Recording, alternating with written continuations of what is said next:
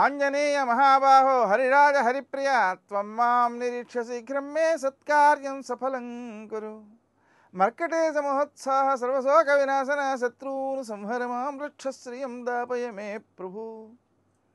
నేటి కాలమాన విశేషాలను గమనిద్దాం.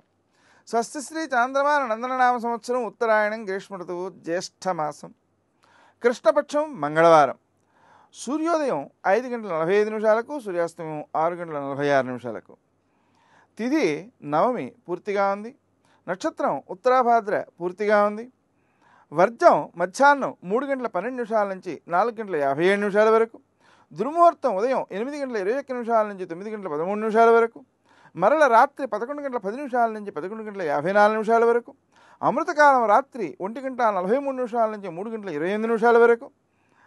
రాహుకాలం మంగళవారం కాబట్టి మధ్యాహ్నం 3 నుంచి 4:30 వరకు. నేటి విశేషం మంగళవారం ఆంజనేయ స్వామికి, కుమారస్వామికి, గణపతికి, అలాగే అంగారకునికి పూజ చేయటానికి, తద్వారా సంపదలను పొందడానికి, అప్పులు తీరడానికి, విజయాలు సిద్ధించడానికి, ఆరోగ్యం సమకూరడానికి. ఎందుకనంటే కొన్ని తగ్గని కురుపులు ఉంటుంటాయి. క్యాన్సర్ని కూడా అలా తగ్గని కురుపుగానే భావన చేస్తూ ఉంటారు.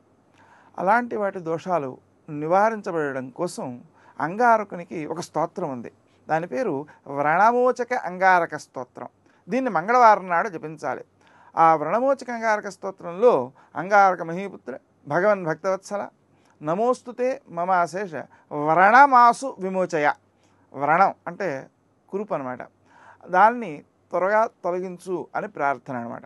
దీన్ని చేయడం ద్వారా ఏమవుతుంది, ఈ క్యాన్సర్ కానీ లేకపోతే తగ్గని కురుపులు కానీ, షుగర్ వాళ్ళకి కొన్ని కురుపులు వేస్తుంటాయి, అవి తొందరగా తగ్గడానికి కానీ ఈ స్తోత్రం చాలా బాగా ఉపకరిస్తుంది. అది మంగళవారం నాడు చేయాలన్నమాట.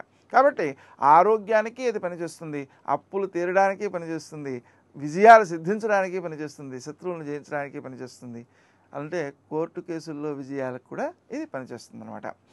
ఆంజనేయ స్వామికి సంబంధించినటువంటి పూజాధికం, అలాగే ముఖ్యంగా సుబ్రహ్మణ్య స్వామికి సంబంధించినటువంటి పూజాధికం కూడా ఈ విజయాలకు బాగా ఉపకరిస్తుంటుంది. నేటి ఆణిముత్యం